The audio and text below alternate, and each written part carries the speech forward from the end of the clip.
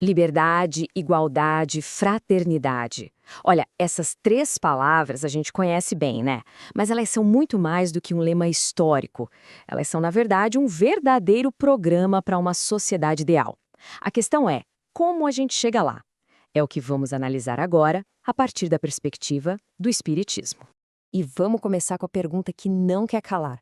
Se esse ideal é tão conhecido, tão poderoso, por que é que depois de tanto tempo ele ainda parece uma coisa tão distante da nossa realidade?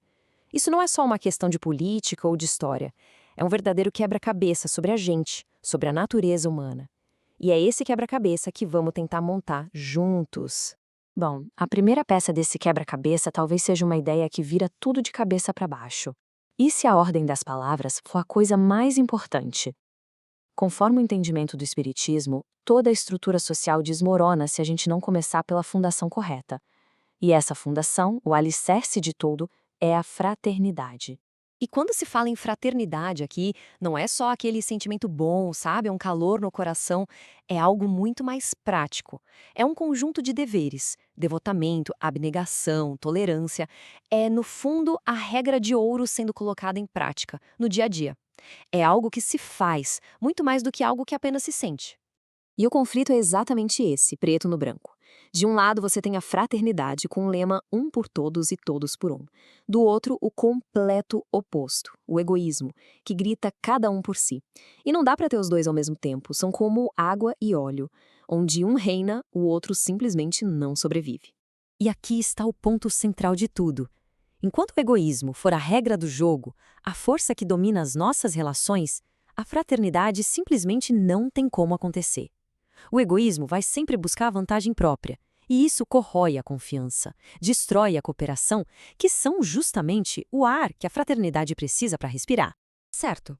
Então, se a fraternidade é essa base sólida, como é que se constrói a sociedade ideal em cima dela?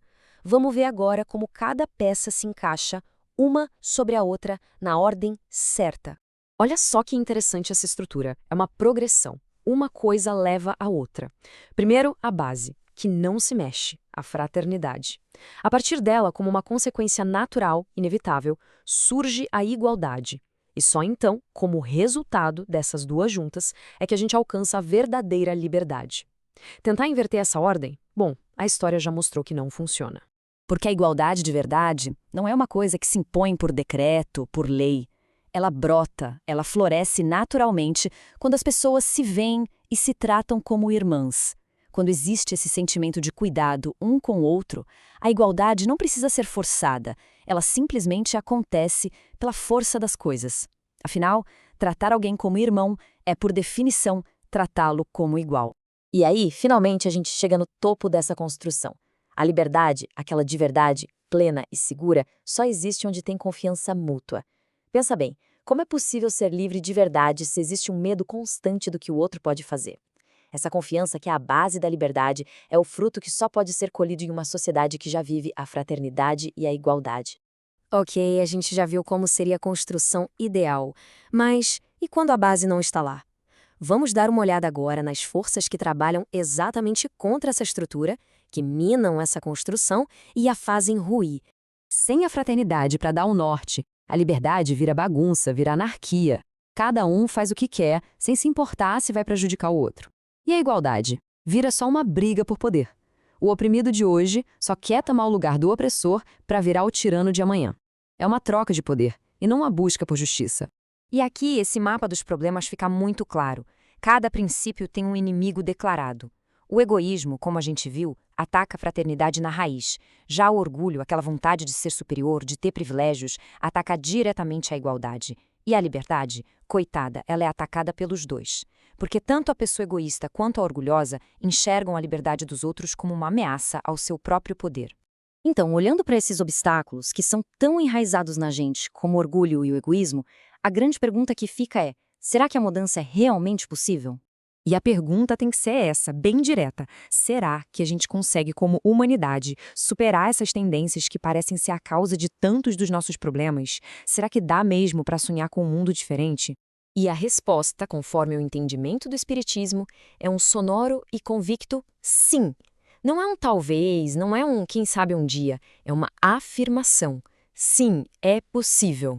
E a lógica por trás dessa esperança é muito forte. Pensa só. A gente já provou, sem nenhuma dúvida, que somos capazes de um progresso intelectual, tecnológico incrível. Porque o progresso moral seria impossível. O simples fato da gente aspirar por um mundo melhor, de sentir essa vontade por uma ordem mais justa, já é o maior indício de que somos capazes de chegar lá. Então, qual é o caminho? Não é uma mágica, é um processo. O primeiro passo é trabalhar sem descanso para construir a base, a fraternidade. Ao mesmo tempo, é preciso lutar para extirpar o vírus do orgulho e do egoísmo de dentro de nós. E, por fim, olhar para fora. Reformar as leis, as instituições, a educação, para que elas parem de alimentar esses monstros. E tudo isso nos traz de volta para uma reflexão final que é muito pessoal. Se toda essa construção gigantesca de uma sociedade livre e igualitária depende daquela primeira peça, da base da fraternidade, a pergunta que fica é: qual é então o primeiro passo?